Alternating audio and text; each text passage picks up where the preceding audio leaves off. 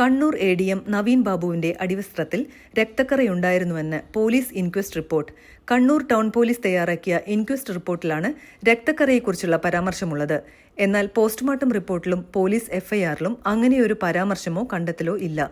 ഇതോടെ നവീൻ ബാബുവിന്റെ മരണത്തിലുള്ള ദുരൂഹത ആരോപിച്ച കുടുംബത്തിന്റെ ആശങ്ക കൂടുതൽ ശക്തമാവുകയാണ്. നവീൻ ബാബുവിന്റേത് തൂങ്ങിമരണമെന്നാണ് പോസ്റ്റ്മോർട്ടം റിപ്പോർട്ടിലെ കണ്ടെത്തൽ. ശരീരത്തിൽ പരിക്കുകളില്ലെന്ന് പോസ്റ്റ്മോർട്ടം റിപ്പോർട്ട് വ്യക്തമാക്കുന്നുണ്ട്. തലയോട്ടിക്ക് പരിക്കില്ലെന്നും വാരിയെല്ലുകൾക്ക് ക്ഷതമില്ലെന്നും റിപ്പോർട്ട് പറയുന്നു. ഇടത് ശ്വാസകോശത്തിന്റെ മുകൾ ഭാഗം നെഞ്ചിന്റെ ഭിത്തിയോട് ചേർന്ന നിലയിലാണെന്നും റിപ്പോർട്ട് ചൂണ്ടിക്കാണിച്ചിട്ടുണ്ട്. പേശികൾക്കും പ്രധാന രക്തക്കുഴലുകൾക്കും പരിക്കില്ല. തരുണാസ്ഥി, കശേരുക്കൾ എന്നിവയ്ക്കും പരിക്കില്ലെന്നും അന്നനാളം സാധാരണ നിലയിലായിരുന്നുവെന്നും റിപ്പോർട്ട് വ്യക്തമാക്കിയിരുന്നു. നവീൻ ബാബുവിന്റെ കണ്ണുകൾ അടഞ്ഞിരിക്കുകയായിരുന്നുവെന്നും മൂക്ക്, വായ, ചെവി എന്നിവയ്ക്ക് പരിക്കില്ലെന്നും വ്യക്തമാക്കുന്നു.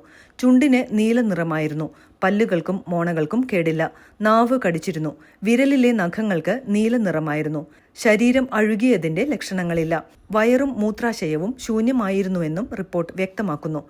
സുഷ്മുന നാഡിക്ക് പരിക്കില്ലെന്നും റിപ്പോർട്ടിൽ ചൂണ്ടിക്കാണിച്ചിട്ടുണ്ട്. മൃതദേഹം തണുത്ത അറയിൽ സൂക്ഷിച്ചിരുന്നില്ലെന്നും പോസ്റ്റ്മോർട്ടം റിപ്പോർട്ടിൽ വ്യക്തമാക്കിയിട്ടുണ്ട്.